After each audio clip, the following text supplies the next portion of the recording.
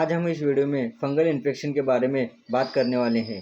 Fungal infection के कारण, लक्षण एवं फंगल इन्फेक्शन के पूरे ट्रीटमेंट के बारे में बात करेंगे। फंगल इन्फेक्शन हो तो आपको क्या पूरा फुल ट्रीटमेंट लेना चाहिए, क्योंकि सबसे ज़्यादा अगर प्रॉब्लम आ रही है स्किन में तो फंगल की प्रॉब्लम आ रही है। आज हम उसी फंगल इन्फेक्शन के बारे में बात करने वाले हैं। फंगल इन्फेक्शन कई नामों से जाना जाता है। कोई दाँत बोलता है, कोई टेनिया बोलता है, कोई फंगस बोलता है, कोई फंगल बोलता है, कोई फंगल इन्फेक्शन बोलता है तो कोई रिंगवर्म बोलता है। इन कई नामों से यह फंगल इन्फेक्शन को जाना जाता है। चलिए सबसे पहले इसके कारणों के बारे में बात करते हैं कि किन कारणों की वजह से यह फंगल इन्फेक्शन फैल जाता है। सबसे बड़ा कारण होता है, यदि किसी व्यक्ति को फंगल इन्फेक्शन हो और आप उसके कपड़े यूज़ करते हैं या टॉवल यूज़ करते हैं तो आप उससे दूर रहें। आप किसी भी चीज़ को यूज़ ना करें, क्योंकि यह फंगल जो होता है बहुत जल्दी फैलता है। एक दूसरे के स्किन से संपर्क में आने से वो एक्टिव हो जाता है। तो ये भी एक सबसे बड़ा कारण होता है कि एक दूसरे के कपड़े यूज़ करना या टॉवल यूज़ करना, ये सबसे चीज़ें यूज़ करने से के कारण आपको फंगल इन्फेक्शन हो जाता है। तीसरा सबसे बड़ा कारण होता है फंगल इन्फेक्शन का, जो आप नाई के पास जाते हैं या ब्यूटिशियन के पास जाते हैं या ब्यूटी पार्लर में जाते हैं, उसमें अगर आप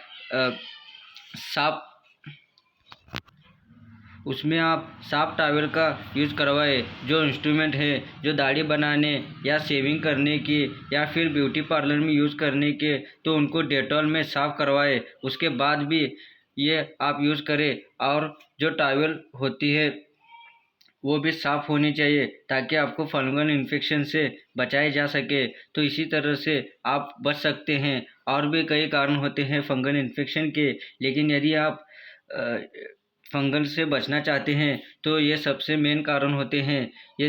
ये कारण जिनके सबसे ज़्यादा फंगल इन्फेक्शन फैलता है। चलिए इनके लक्षणों के बारे में और बात कर लेते हैं कि फंगल इन्फेक्शन में क्या क्या लक्षण दिखाई देते हैं। सबसे मेन लक्षण होता है इसका इचिंग का। ये बहुत ज़्यादा होता है कि समस्या बहुत ज़्यादा होती है। किसी किसी को खुजली के साथ जलन की भी प्रॉब्लम होने लगती है। इसमें रिंगवर्म में जो गोलाकार में रिंग दिखाई देने लगते हैं, उससे भी उभरी हुई स्किन दिखाई देती है और उसमें लाल लालपन बहुत ज़्यादा दिखाई देने लगता है। तो इसके कारण इचिंग बहुत होती है। रात में सबसे अधिक आप कपड़े उतार के सोते हैं, बहुत ज़्यादा बढ़ जाती है। खुजली वगैरह नहीं चलती है, लेकिन रात में जो खुजली होती है ना, वो बहुत ज़्यादा खुजली होती है। इतनी खुजली चलती है कि खुरजा खुरजा के उसमें ब्लड निकलने लगता है, तो उसमें दर्द भी बहुत ज़्यादा बढ़ जाता है। इसी तरह के सिम्टम्स फंगल इन्फेक्शन में ज़्यादा दिखाई देते हैं। तो आज हम फंगल इन्फेक्शन की पूरी मेडिसिन के बारे में बात करेंगे। फंगल इन्फेक्शन हो तो आपको क्या क्या मेडिसिन लेनी चाहिए, पूरी मेडिसिन के बारे में आज हम बात करने वाले हैं।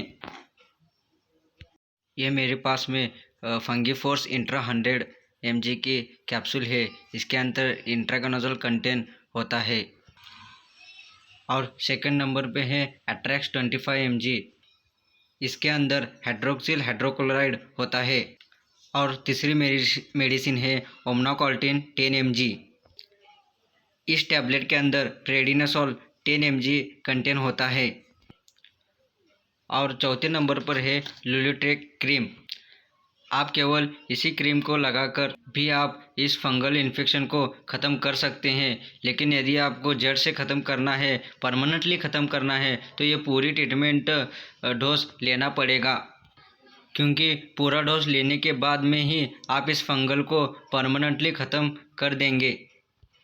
तो चलिए आज हम पूरे फंगल इन्फेक्शन की ट्रीटमेंट, इसके डोसेज, इसको यूज़, तो हम इसको कब तक लेना है, इन सारी चीज़ों के बारे में बात करते हैं।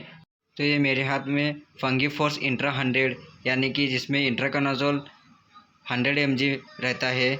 ये इसके अंदर 10 कैप्सूल्स रहते हैं। ये मैनकाइंड कंपनी द्वारा बनाई गई है। और हमारे पास दूसरी मेडिसिन है एट्रैक्स 25 mg, ये डॉक्टर रेड्डी की है।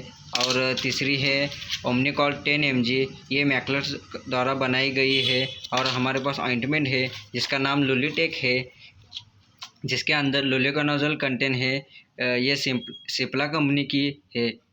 तो चलिए इसके डोज के बारे में बात करते हैं। आपको किस तरह से आपको प्रॉब्लम हो तो आपको ये पूरा डोज लेना है।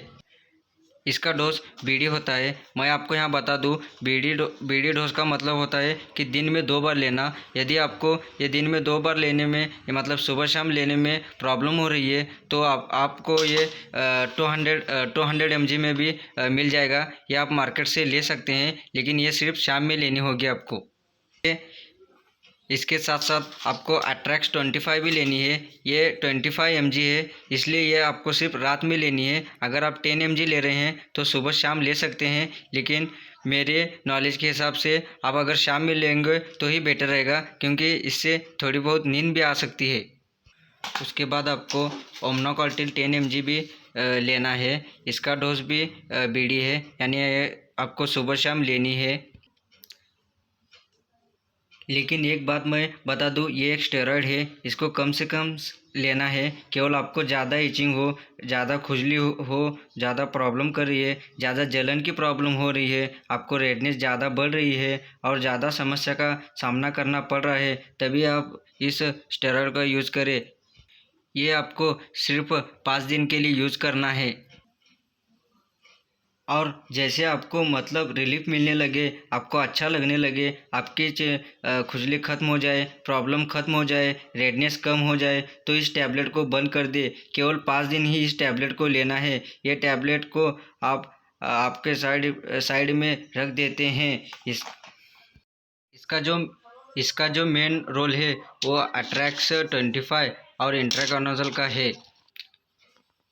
आपको फंगल इन्फेक्शन या दांत की प्रॉब्लम 20 दिन, 25 दिन या 1 महीना हो गया है तो कम से कम 15 दिन लेना पड़ेगा आपको। यदि आपको 2 महीने से प्रॉब्लम है तो कम से कम 1 महीना लेना पड़ेगा। और यदि आपको 6 महीने से प्रॉब्लम है, 6 महीने पुरानी प्रॉब्लम है, तो कम से कम आपको ये पूरा डोज समथिंग 2 महीने तो लेना ही पड़ेगा। और इस क्रीम के बारे में बता दूँ, ये थोड़ी महंगी है, लेकिन इसका पूरा डोज ही महंगा है।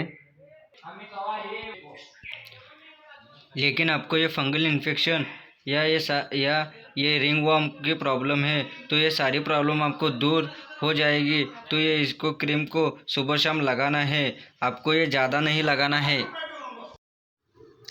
लेकिन ये आपको कंटिन्यू लेना है, आपको गैप नहीं देना है। 5 से 10 दिन में आपको आपका फंगल इन्फेक्शन ठीक होते हुए दिखाई देता है और वो टैबलेट लेना बंद कर देते हैं या क्रीम यूज़ करना बंद कर देते हैं, लेकिन आपको आपका पूरा डोज लेना ही होगा, जिससे आप अपना फंगल इन्फेक्शन जड़ से मिटा सकते हैं।